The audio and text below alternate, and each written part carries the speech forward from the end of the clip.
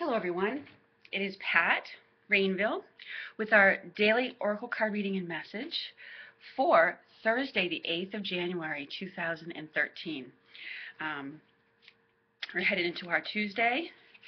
And for today's reading, I felt very guided to use the Mary, Queen of Angels Oracle card deck by Doreen Virtue.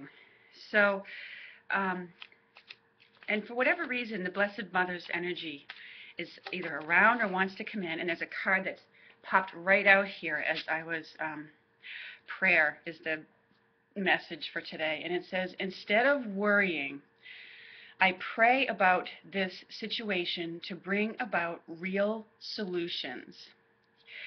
So this message today is giving you a clue, giving you an answer in a sense to how to redirect your energies. Sometimes when we're embroiled in something, it can be really difficult to see a way out, to see an answer.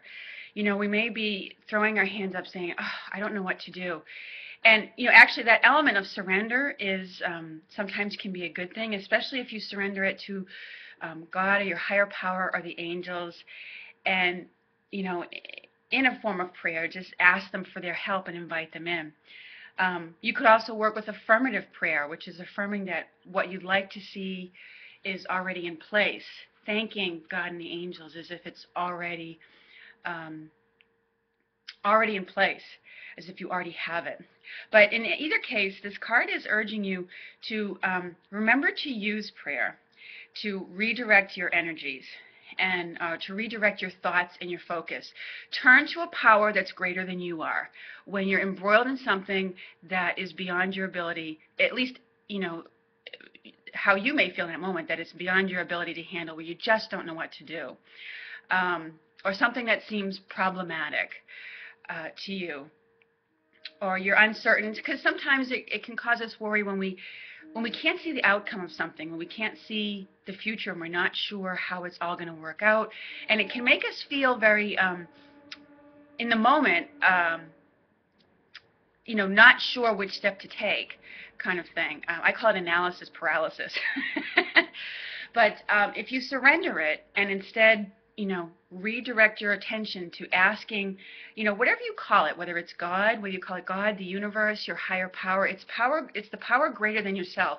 Even if you think of it as, you know, your own soul is much larger than, you know, the part of it that's in your physical body, and it has wisdom and knowledge beyond what you're consciously able to process in your physical body in this physical lifetime.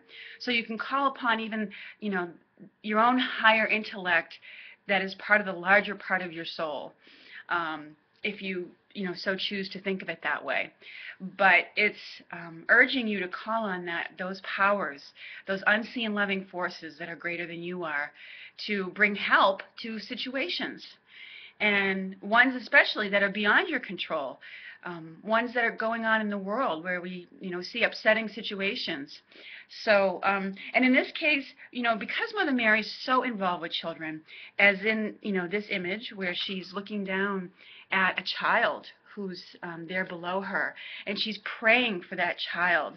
I feel like this is a call to pray for the children of the world. You know, as was evidenced recently by the tragedy in Connecticut, and I'm sure that's not the only one. That just happens to be the one that's most prevalent to us in the United States. There are children all over the world who are in situations where they're suffering, and they need our prayers. They need, you know, they need to have their material needs met, because they may be living in situations that are just, you know, not the best for, well, living in situations that you know, demand greater, where their material needs to be met, of sanitation and food and water, and you know what I'm talking about.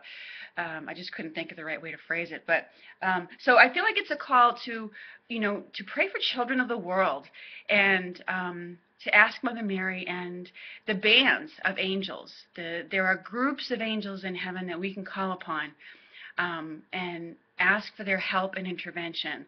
And Michael works with a band of mercy angels. Raphael works with a band of healing angels. So there's literally no limit to the amount of angels that you can call upon. So I feel like this is a call for us to pray, because they cannot intervene unless we ask. So, and it may be that you are looking to pray for a specific child that you know about. So again, the card's message indicates, instead of worrying or getting caught up with worry, turn that energy into, or redirect it into, asking for help from the divine, okay? Because worry only makes situations worse, and it causes us to get into really dramatic reactive behaviors. But when we pray, it allows the divine to work through us, because we've asked for their help, and it helps us to take more guided, focused action. Because we all know when we're in situations that are uncomfortable to us, or that are upsetting to us, it can be very difficult to stay focused, because we're so worried. And when we are in that place of worry and fear, etc., that kind of negation prevents us from being able to hear the messages that the angels and stuff are trying to get through to us. So calm yourself, redirect your energies, and ask for that help from the divine. Okay? I'm going to see what other messages are here.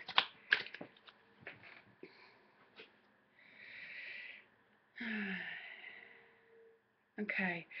The other message that came out is enthusiasm, which is interesting. And it says, whatever I am most passionate about is the direction I follow.